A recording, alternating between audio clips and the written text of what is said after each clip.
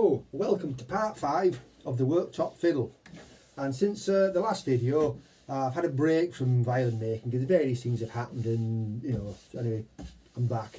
Now the last time I was here I just got the back and the front carved. Well, since then I've carved the inside and I've glued ribs on, as you can see, and I've done that.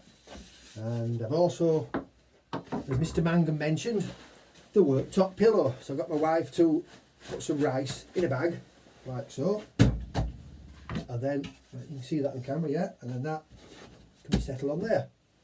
And I've also made a jig which I put in the vise, and as you can see there's a block of wood there that clamps into the vise, and I can turn it whichever way I want. And what it consists of, as you can see there's 3 bits of 1/2 inch ply. If you had inch ply or whatever you had, you could use it, but that's what I had knocking round. Then I cut a shape out like so, rounded the edges off, and I also had to carve a bit out of there to allow for the belly when it goes in. But at the moment, as you can see, I've got these blocks with a little bit of plywood with screws that I can adjust it, and then that drops in like so, and then you can carve away. And then when it's done, it is finished, is that now, and then that, I'll adjust those blocks and that'll go in there, and then I can carve that out. So that's my jig there, and that clamps into the vise. You can't see that on camera, but anyway, that does that. So that's that so far.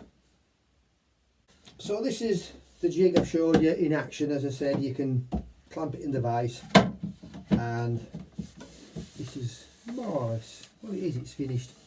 Just a few, might do a little bit of scrape in there, so you can just go in there, it holds it in place as I've said, and then if need be then take it out the vise because of that, put it in that way, tighten it up, and then you can go from various angles. And as I said, these are adjustable. There's 2 slots with 2 screws. Slacken the screw and those bits of wood will move back and forth and clamp it in position. And I say, when it's done then, when I come to do the inside, I can turn that over and carve away, and that can be held in position. So that's that.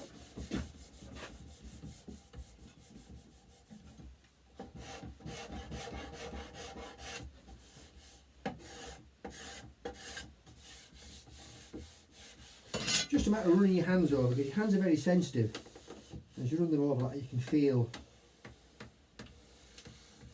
And there's a couple of slight little bumps there and there, but they're only tiny, so I might go like that. And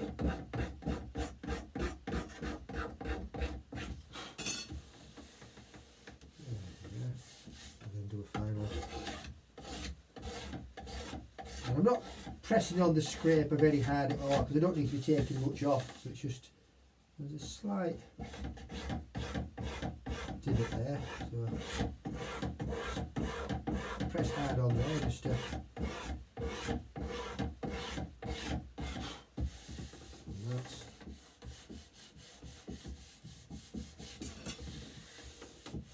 that's more or less it. As I said in the previous video, I've done this by eye. You can on your drawings, if you get your Strad drawing, it'll have the arching and you'll cut a shape out. I mean, I've got some cut for a different model that I'll make later, but I've done that by eye, and it's sort of, well, it's done it by eye. And then it's a very high arching because this was 3/4 inches thick, and I've more or less left it that thickness, and you can see, because that's the top of it, so when it's on, it's quite a deep.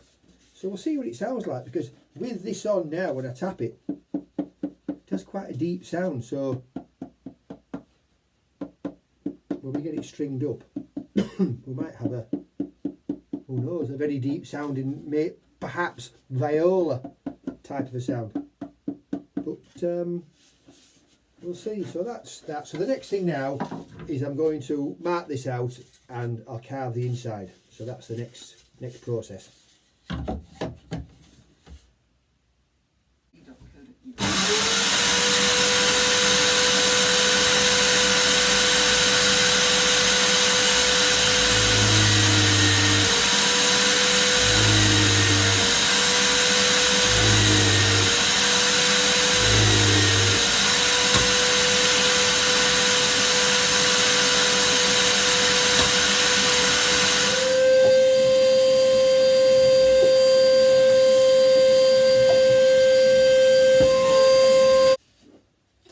as you've just seen, I'd set the drill up with a depth stop so it wouldn't go through this, and drill a series of holes.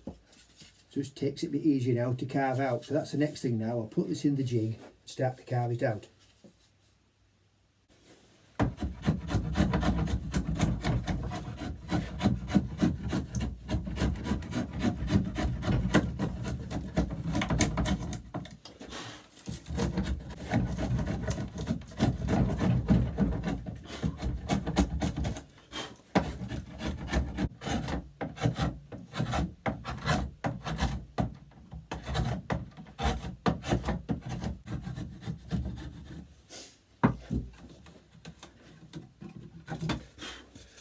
And so keep going like that until you can see it's getting very close now.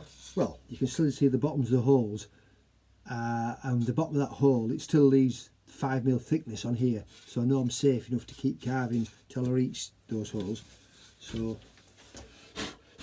I'll just keep going a bit more,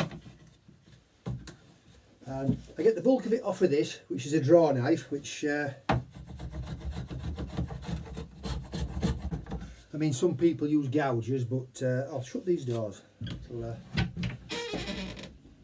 the outside light is affecting the camera light, and just keep going like that. And eventually when I get it close enough, I'll then get the little planes out and start planing. But this is handy just for getting the bulk of it off. Just find it easy, it's got the two handles and you can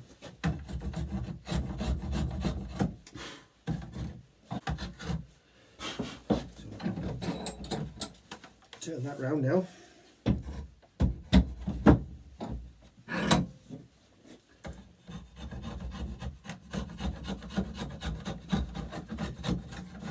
This is something you see chair makers using when they're making the old sort of willow bottomed, or I think it's something hickory bottomed willow chair, and they carve the shape out where you'd sit and they get in with that. But as I say, I find it handy for this.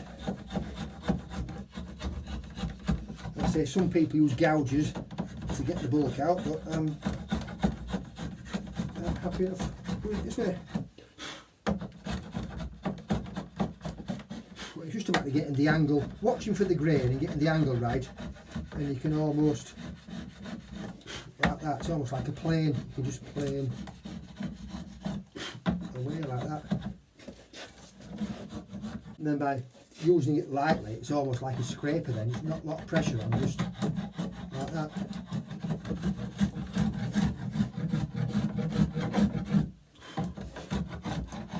But I think that's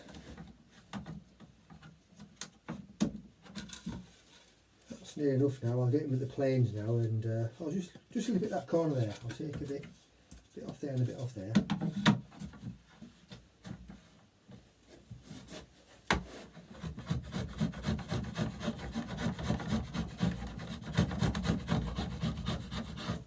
That should do it.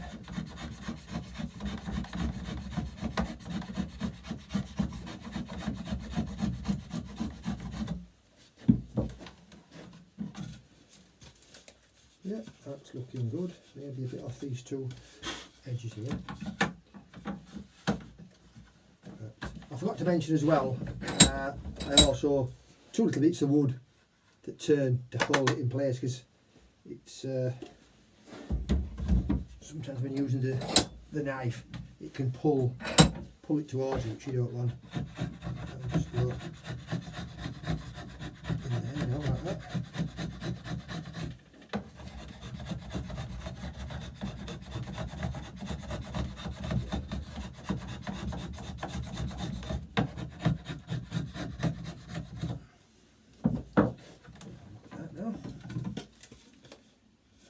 Getting a little bit off those edges there. Just come down a little bit.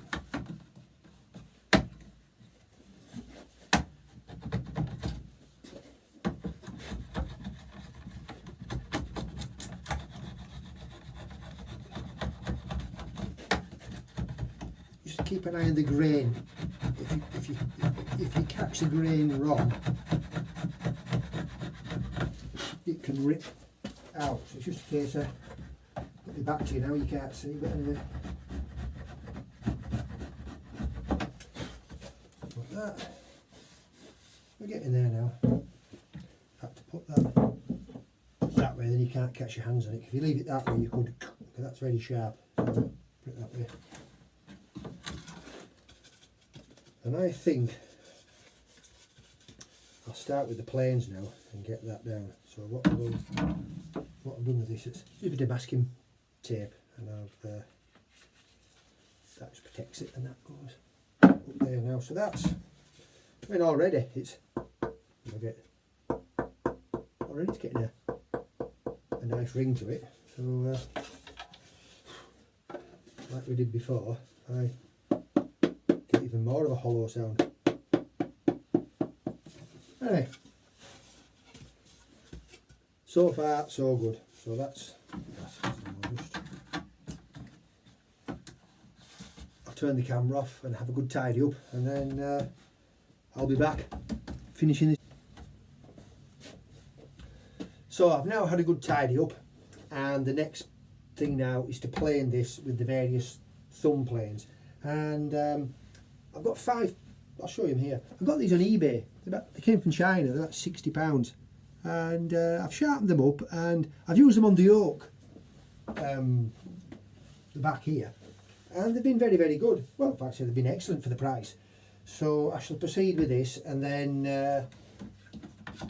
as usual I have the gauge, and I shall be checking the thicknesses and so on and so forth.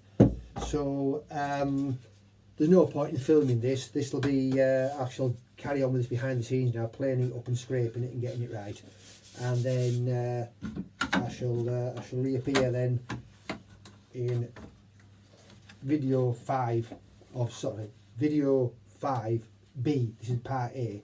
So that's enough for today now. So I shall now post this on YouTube, and then the next one, hopefully come the end of play tomorrow, there'll be another video, and then that'll be involving putting the bass bar in and cutting the F holes, and then doing the tap tones. So that's it for today. So I shall see you, another video probably posted maybe tomorrow or the day after. Okay then, see you then, bye.